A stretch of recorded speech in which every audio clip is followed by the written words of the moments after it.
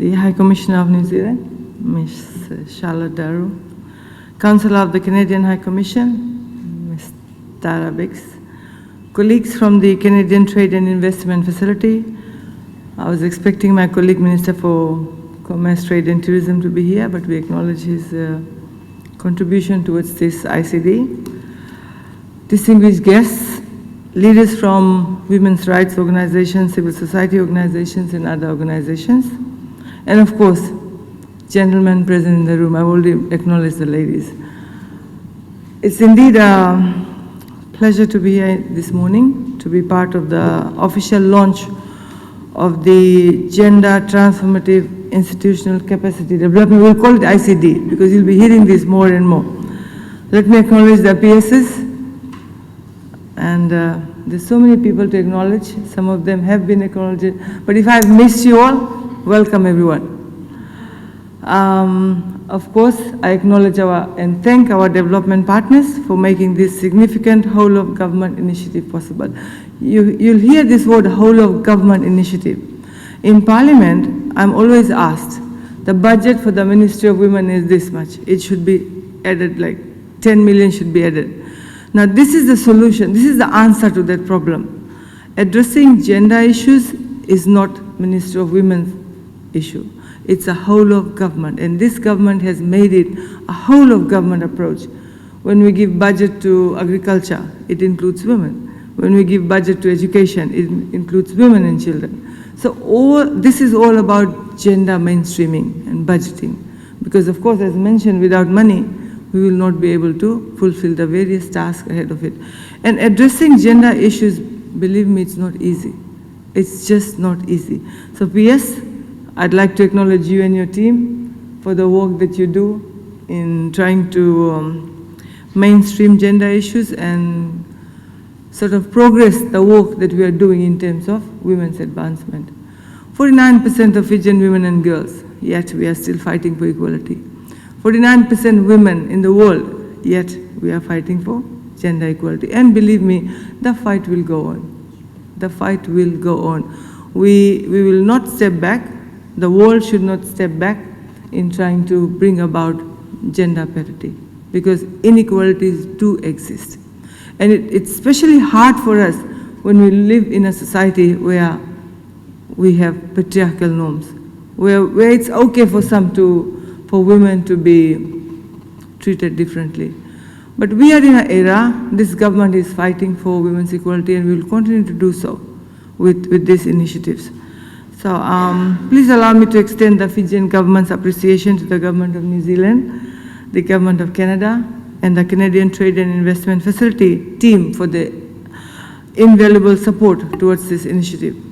I'd also like to recognize the valuable cooperation with the Fiji women's rights movement as a technical partner. Thank you. Ladies and gentlemen, the overall goal of this ICD is to create an enabling environment to ensure integration of all women and girls' needs, interests, concerns, contributions, and perspectives into policies, programs, and budgets across government, with investing in institutional and coordination structures, technical knowledge, evidence-based, the context-specific knowledge products, gender statistics, as well as skills and capacities in transformative gender mainstreaming across all government institutions. The first phase of ICD was within the 2020 and 2022 budget fiscal year, and was rolled across 9 agencies as pilots, and the members are here today, which 8 were government institutions, and 1 is a key disciplinary force, and engaging up to 80 senior government officials, the police, the military. We've included all. Today we are here to not only recognize and celebrate our collective achievement to this journey over the last 2 years, but also to reflect on the lessons that we have learned along the journey. One of the important features of this ICD is the establishment of new institutional structures and coordinating mechanisms, including the Gender Mainstreaming Action Group, in short, GMAC. Replacing the previous system of having gender focal points and gender mainstreaming lead facilitators team, in short, GMFT. GMAG and GMFT are expected to act as catalysts to assist and facilitate the process of transformative gender mainstreaming and gender responsive budgeting, while to progress, coordinate and support the implementation, monitoring and reporting. Is very important to implement this and to monitor anything and to report on these commitments are very important. Many a time we see we have big fat documents being launched, but we forget about it after the launching. So here we have a group who's going to monitor it, implement it and report back to us on what has worked, what has not worked. But I hope everything works out here. I'd also like to express my gratitude to the Gender Mainstreaming Lead Facilitators team in particular. Now, may I request the members of the Gender Mainstreaming Lead Facilitators team and 9 pilot agencies to stand. And of course, I'd like to invite others to join me to extend our appreciation with a round of applause. The rollout of the ICD Phase 1 in a backdrop of a health pandemic would not have been possible without the significant and collective efforts of these truly dedicated individuals. So thank you all for your hard work, commitment, optimism, enthusiasm, and resilience. Through the ICD, individual and collective capacities were enhanced, meaningful partnerships were forged, and accountability and coordination mechanisms were introduced. These achievements and the lessons learned is the strength of the whole of transformative government approach and the power of collaboration. So congratulations to you all. This approach through evidence-based action holds great promise to speed up progress towards gender equality. And all of us want to see that, gender equality progress. Now our real work begins. I urge you to capitalize on the work done in the last 2 years, 2 years of hard work. This is it, 2 years of hard work done in 2 years, and to put the learnings and the knowledge products into immediate practice and to move them further forward into gender equality results for all Fijian women and girls. And in the course of linkages between ICD and gender responsive budgeting initiatives. I'd also like to put on record our appreciation to the Minister of Economy for partnering with us in this initiative. Gender responsive budgeting is not about creating separate budgets for women. We need to understand that. We are not asking for a separate budget for women, as I mentioned earlier on, or solely increasing spending on women's programs. This is not about that. Rather, it seeks to ensure that the collection and allocation of public resources is carried out in ways that contribute to advancing gender equality. When we build markets, when we build roads, when we build schools, it's not for that sector alone, it's not for that ministry alone.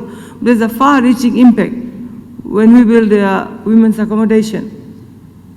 It affects the whole society. So some people will say, oh, Minister of Women should look after building accommodation for women or markets for change. It's not that. This is what it means.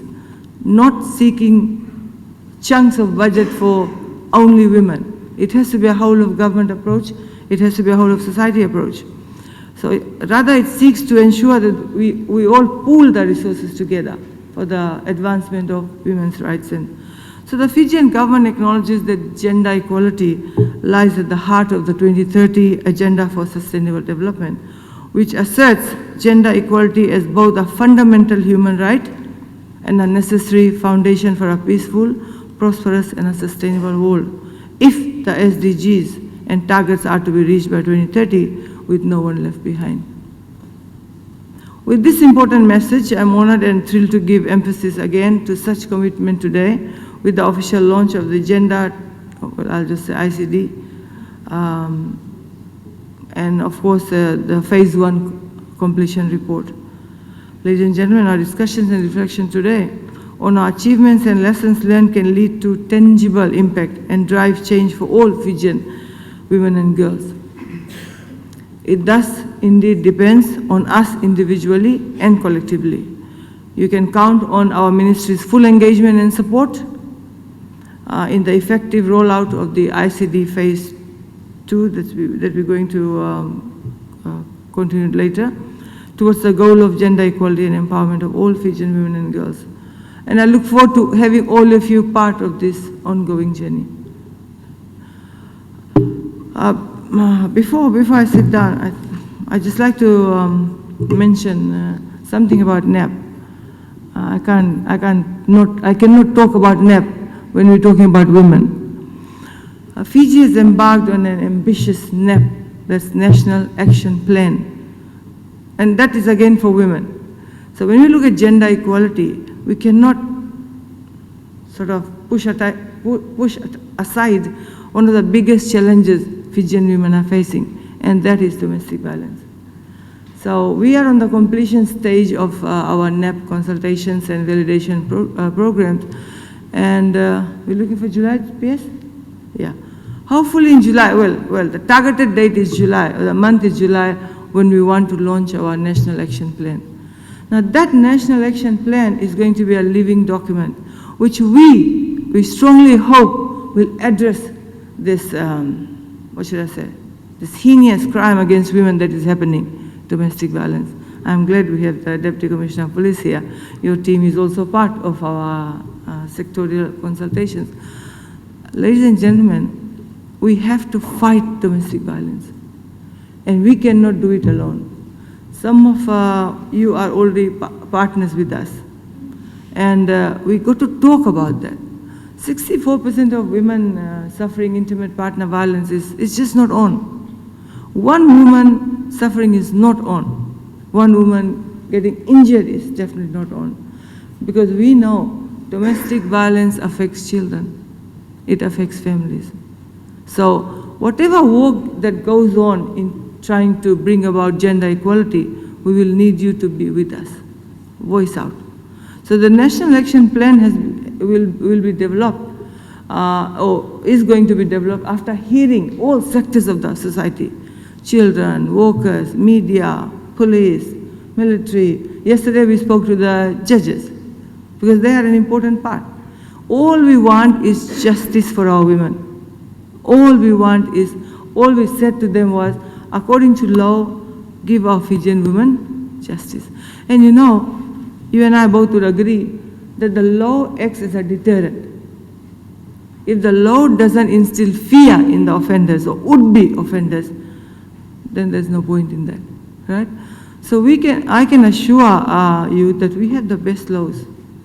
The enforcement of that probably will have to be strengthened. That's what I told the judges yesterday. We need to strengthen that. Every decision made in the courtroom has to be done according to the law. And that is how we're going to give justice, and probably that is how we're going to combat this issue of domestic violence that we have, right? So you all are partners in that. You are part of this country that is having this problem, and I want you to be part of the solution. Please feel free to voice out what you feel. Encourage women to report. Encourage children to report. Don't be a witness and just back up, oh, it's not my business. It is your business. If a fellow Fijian is being hurt, injured, or victim of domestic violence, you are part of the solution. Don't turn a blind eye to any situation like that. Oh, it's not my business. It is your business if your neighbors are fighting. It is your business if somebody is fighting on the streets, or a woman is being beaten in her home, you hear cries. That's just being human, okay? So I appeal to you to just be human and do not ignore the social problems that's around us by saying it's not your business. We are taking every effort through this National Action Plan to stop violence before it happens. That's what we need to do. Stop the pain before it's being inflicted. Okay, so thank you for choosing to spend your morning with us here this morning. I know I'm very proud of this thing, this knowledge product, and all of you, thank you very much. God bless you. Good health. Enjoy your day.